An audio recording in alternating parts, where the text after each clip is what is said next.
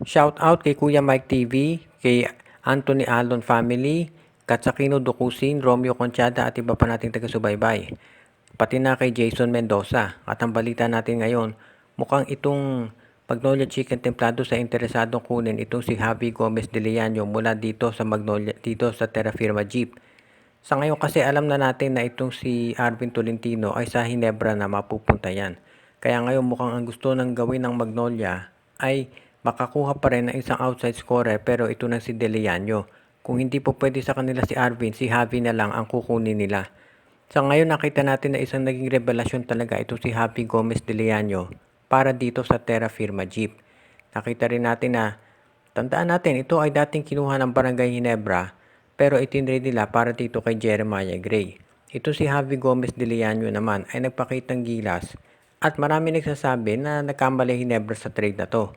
Pero sabi naman ng ibang mga analyst, kung hindi na-trade si Javi Gomez de Leaño, hindi lalabas yung laro niyan dahil malamang mababangko yan doon sa Hinebra. Kaya nakabuti doon sa kanyang karera na napunta dito sa Terra Firma Jeep. Sa ngayon, masasabi rin natin na itong Terra Firma Jeep ay talagang gagawa ng paraan para mapalakas yung kanilang lineup. At ang isa sa nakikita natin pwedeng gawin dyan ng Terra Firma ay magdagdag ng mga players. Pero sa ganitong sitwasyon, mukhang magbabawas pa sila at ibibigay ito si De Leaño dito sa Magnolia Chicken Templados. Hindi pa natin alam kung sino ang magiging kapalit nitong si De Leaño, pero malamang iyan ay itong si Rom de la Rosa. Pero hindi na tayo magugulat kung ito si Poldi ay i-trade na rin ng Magnolia. Sa ngayon mukhang kailangan gumawa ng maraming adjustment ni Coach Chito Victorero dito sa kanyang lineup dahil nakakaroon na rin ng pressure mula sa management na sila ay mag-champion. Hindi na sapat yung makaka-finals ng Magnolia. Championship na talaga hinahanap. At ang tingin ng iba, ang isa sa mga magiging susi dyan ay ang pagkuha kay Javi Gomez de Leaño.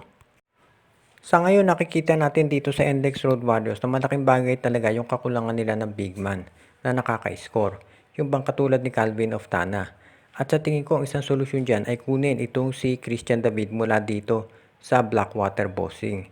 Nakita na natin na itong si Christian David na ang taas-taas ng potential nito at pwedeng-pwedeng gamitin para mapalakas yung kanilang lineup. Sa ngayon ito si Christian David masasabi natin na isa doon sa mga top options pagdating dito sa MVP group dahil alam natin na magkakaroon sila ng revamp at rebuilding dahil nga hindi masyadong naging maganda yung kanilang naging performance.